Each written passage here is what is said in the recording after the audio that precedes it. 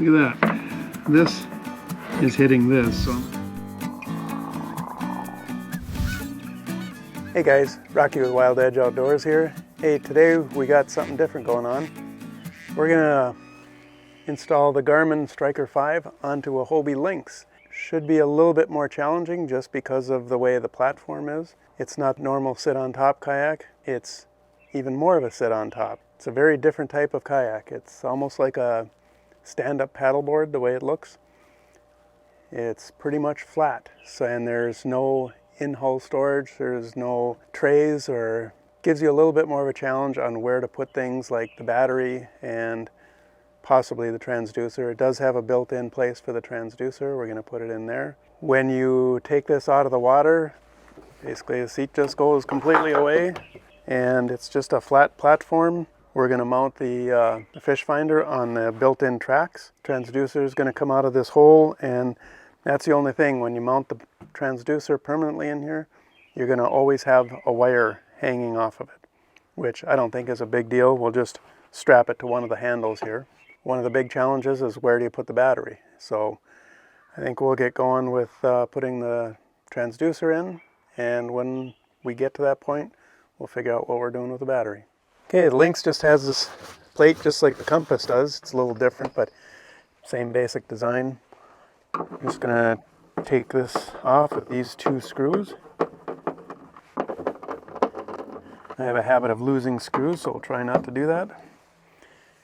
And when you take this off, you can see it's just like the one in underneath the Outback. It's got these two pillars, and that's what we're going to attach our transducer to. Okay, we had to take a break because it was raining, but we're back.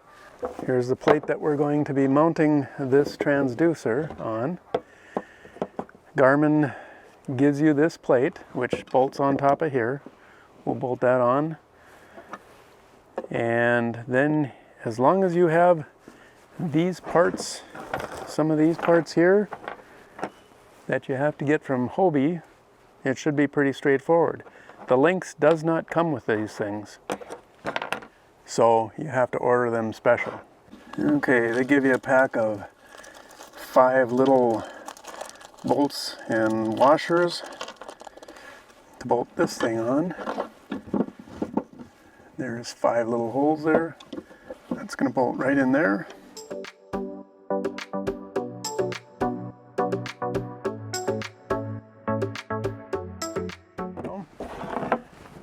Now we're going to mount this right on there using these little arms here.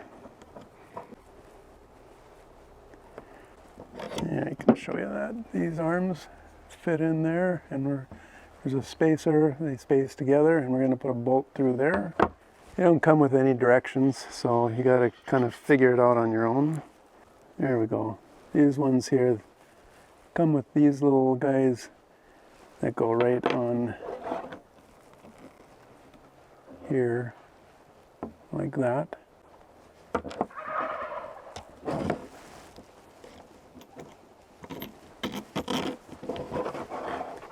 And there's 2 of them. Quiet down. So we'll just put that in there like that. So that'll hold these brackets in place. And then we just want to put this in here. As you can see, this is too wide for that. There we go. It's a little bent, but it fits in there. And don't worry about getting a gap underneath here. I called Garmin and they said you did not need a gap between the top of this plate here and the bottom of the transducer.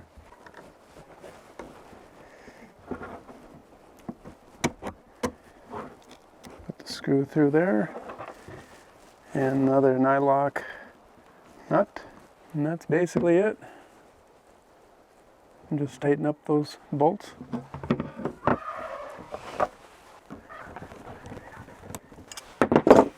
There we go, all tightened up. Can't go anywhere. All set to fit right back in. All right, now we're just going to take all this wire and push it up through the hole. It's a pretty big hole. There, I just jammed it all through there. Make sure we got this going towards the front of the boat.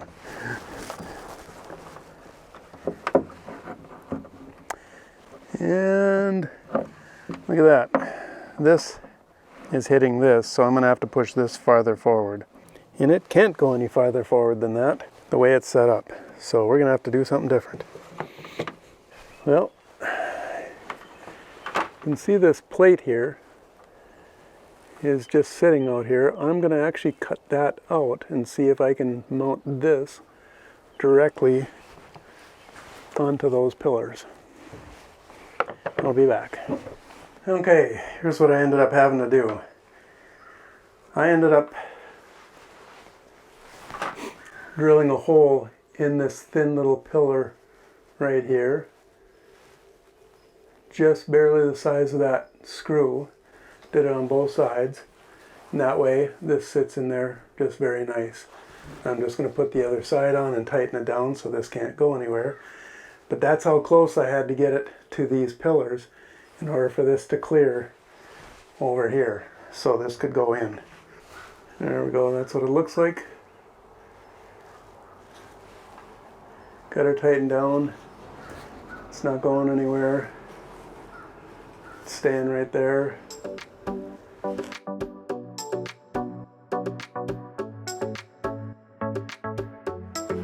And now it fits.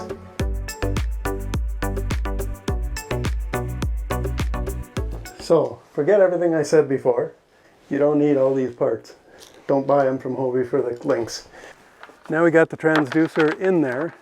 Well, I can just tell you too, a lot of people, what they do is they use those external transducer holders. They just attach here in the rail and they flip down. When you come into shore, you flip them up. When you want, you just take them and take the whole bunch with you. That might be easier. It all depends on how you want to do it. If you want it to stay with the kayak, or if you want it to be so you can take everything off and go. But the next thing we're going to do is mount the fish finder and see where we're going to put the cable. My friend got these ram mounts from Hobie. I'll show you what that looks like. Basically, if you're familiar with ram mounts at all, they're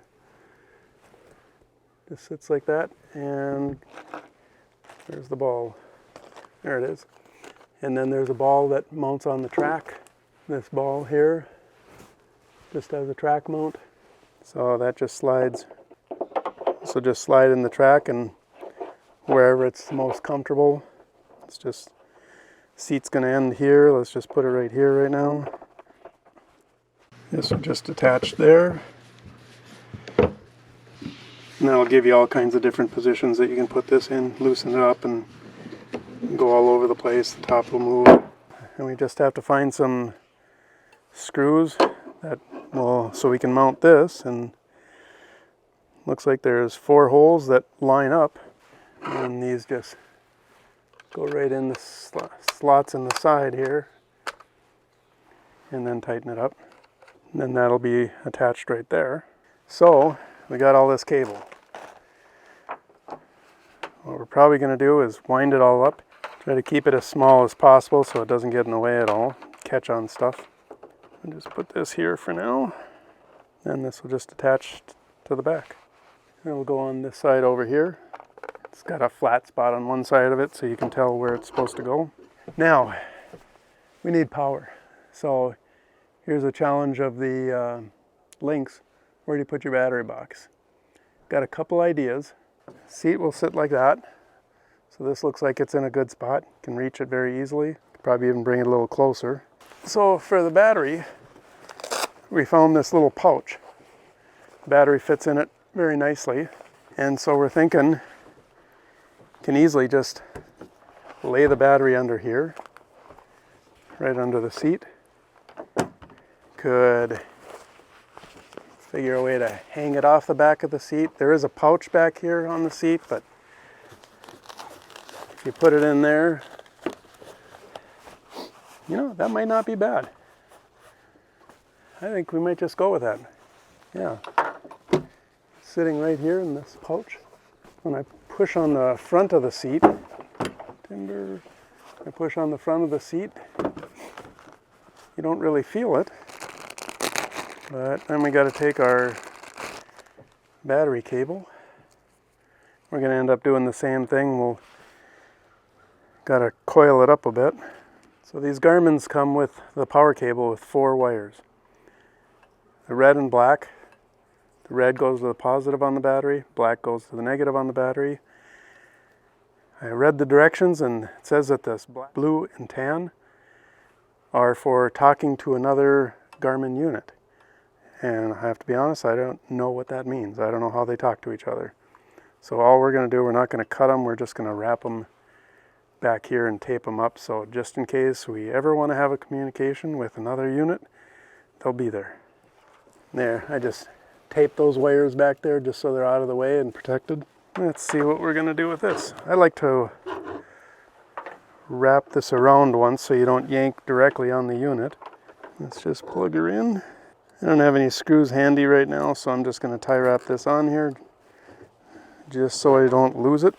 Forget that it's not attached. There, now it won't go anywhere. Okay, and of course these come with a fuse. You never want to get rid of that. Leave that in there. I've got these little crimp connectors. And this is going to go on to the positive side of the battery. I like using an insulated one. Just slide that wire in there. Use a little crimp tool.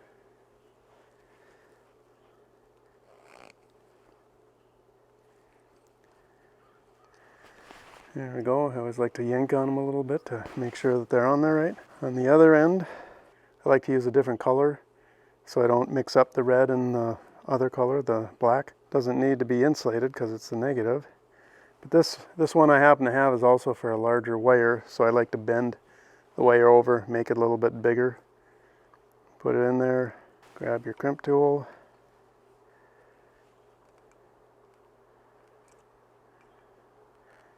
Make sure the wire's in there. Give a good squeeze. And then we just pull on it and it's good to go. All right, we're basically ready to plug it in and see if it works. Okay, I'm just gonna, I always like to plug the negative on first. And we'll plug, yeah, we're positive.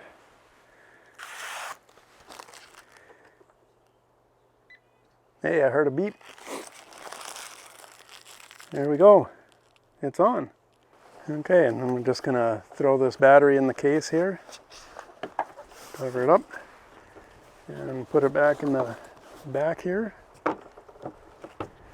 We're all set to go. We can route that wire where we want to. We're all set to see whatever's on the bottom and in between. They don't give you a whole lot of cable for the power. It's probably 5 feet of cable.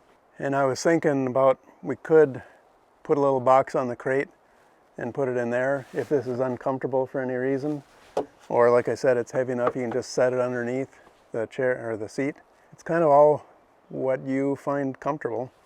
Biggest thing is just trying to route these wires so that they, that might not be a bad idea, just route it right through the handle here. There we go. Why didn't I think of that before?